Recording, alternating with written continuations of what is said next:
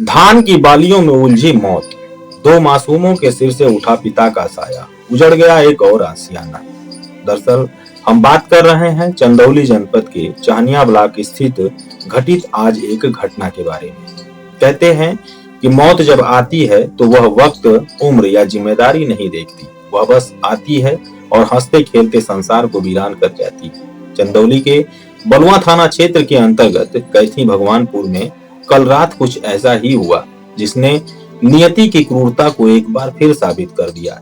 महज 26 साल की उम्र, यह उम्र सपने देखने की होती है, जीवन को गढ़ने की होती है, लेकिन आनंद यादव उर्फ मोलू के लिए यह उम्र आखिरी पड़ाव बन गई। पिता राजेश यादव का यह बड़ा बेटा अपने घर का रीढ़ था। वह सिर्फ एक बेटा नहीं था, बल्कि उस घर की छत था जिसके नीचे उसका पूरा परिवार, पत्नी, दो बच्चे सुरक्षित महसूस करते थे। वह आखिरी बुलावा कल शाम आनंद अपने घर पर रोजमर्रा का काम कर रहे थे। उन्हें क्या पता था कि घर की देहरी के बाहर वो काल उनका इंतजार कर रहा है।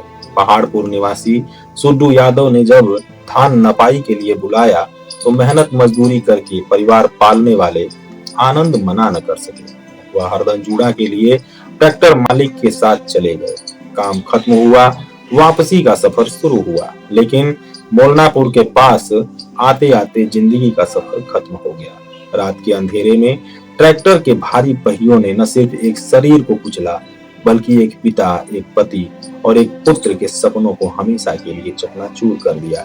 सांसें थम गईं, पर खबर देर से आई। हादसा रात 8:30 बजे हुआ, लेकिन विडंबना देखिए कि परिवार को इसकी सूचना रात 11 बजे मिली। उन 2.5 घंटों में जब आनंद की सांसें थम चुकी थीं, तब उनके घर वाले शायद उनके लौटने की राह देख रहे होंगे।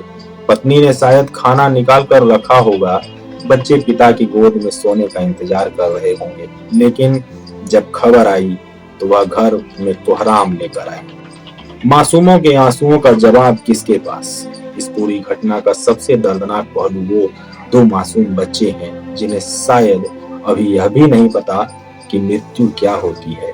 वे बस इतना जानते हैं कि उनके पापा अब घर नहीं आएंगे। एक पिता का हाथ सिर से उठ जाना दुनिया का सबसे बड़ा खालीपन होता है। आनंद खेती बाड़ी करके ही तो इन बच्चों का भविष्य संवार रहे थे। अब उन बच्चों की परवरिश कौन करेगा? बूढ़े पिता राजेश यादव की लाठी अब कौन बनेगा? मातम में डूबा गांव। आज कैथी भगवानपुर और समूदपुर में चूल्हे नहीं जले, हर आंख नम है। गांव में छाया मातम यह बता रहा है कि आनंद का जाना सिर्फ एक परिवार का नुकसान नहीं, बल्कि पूरे गांव के लिए एक सदमा है। बलुआ पुलिस ने अपनी कार्रवाई करते हुए 100 को पोस्टमार्टम के लिए भेज दिया है। कानून अपना काम करेगा, जांच होगी, शायद मुआवजा भी मिल जाए, लेकिन क्या दुनिया की कोई भी दौलत उन बच्चों को उनके पापा वापस लौटा सकती है? क्या वह बूढ़ा पिता फिर से अपने बेटे को गले लगा पाएगा? यह हादसा हमें यह सोचने पर मजबूर कर देता है कि जीवन पानी के बुलबुले जैसा है। आनंद आज हमारे बीच नहीं है, लेकिन उनकी यादें और उनके परिवार का दर्द आसपास ही हवाओं में लंबे समय तक गूंजता रहेगा। ईश्वर दिवंगत आत्मा को शांति दे और इस वज्रपात को सहने की शक्ति उस बिलखते परिवार को प्रदान करें। धन्यवाद।